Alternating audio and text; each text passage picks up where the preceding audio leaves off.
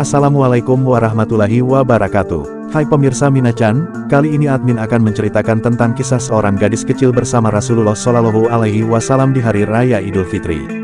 Bagaimana kisahnya? Simak video ini. Kisah ini terjadi di Madinah, pada suatu pagi Hari Raya Idul Fitri. Rasulullah Shallallahu Alaihi Wasallam, seperti biasa tiap hari Lebaran, mengunjungi rumah demi rumah untuk mendoakan kaum muslim agar merasa gembira dan bahagia pada Hari Raya itu. Semua terlihat merasa gembira dan bahagia, terutama anak-anak.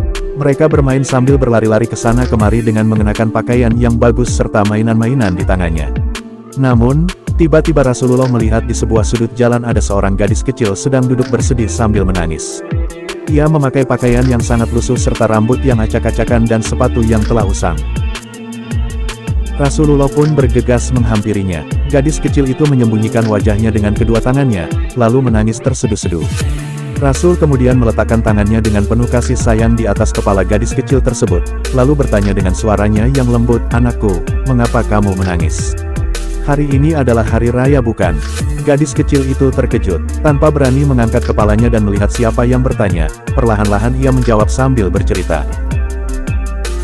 Pada hari raya yang suci ini semua anak menginginkan agar dapat merayakannya bersama orang tuanya dengan berbahagia.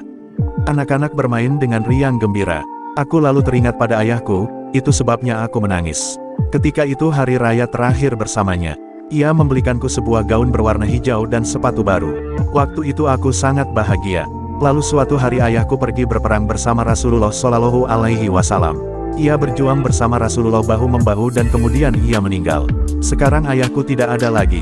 Aku telah menjadi seorang anak yatim. Jika aku tidak menangis untuknya, lalu siapa lagi?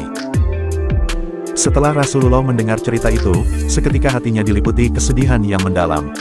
Dengan penuh kasih sayang ia membelai kepala gadis kecil itu sambil berkata, "Anakku, hapuslah air matamu, angkatlah kepalamu dan dengarkan apa yang akan kukatakan kepadamu. Apakah kamu ingin agar aku menjadi ayahmu, dan apakah kamu juga ingin agar Fatimah menjadi kakak perempuanmu, dan Aisyah menjadi ibumu? Bagaimana pendapatmu tentang usul dariku ini?" Begitu mendengar kata-kata itu, gadis kecil itu langsung berhenti menangis. Ia memandang dengan penuh takjub orang yang berada tepat di hadapannya. Masya Allah, benar? Ia adalah Rasulullah Shallallahu Alaihi Wasallam, orang tempat ia baru saja mencurahkan kesedihannya dan menumpahkan segala gundah di hatinya. Gadis yatim kecil itu sangat tertarik pada tawaran Rasulullah, namun entah mengapa ia tidak bisa berkata sepatah kata pun. Ia hanya dapat menganggukkan kepalanya perlahan sebagai tanda persetujuannya.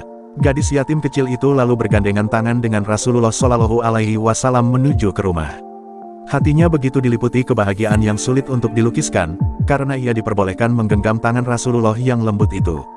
Sesampainya di rumah Rasulullah, wajah dan kedua tangan gadis kecil itu lalu dibersihkan dan rambutnya disisir oleh beliau. Semua memperlakukannya dengan penuh kasih sayang. Gadis kecil itu lalu dipakaikan gaun yang indah dan diberikan makanan, juga uang saku untuk hari raya.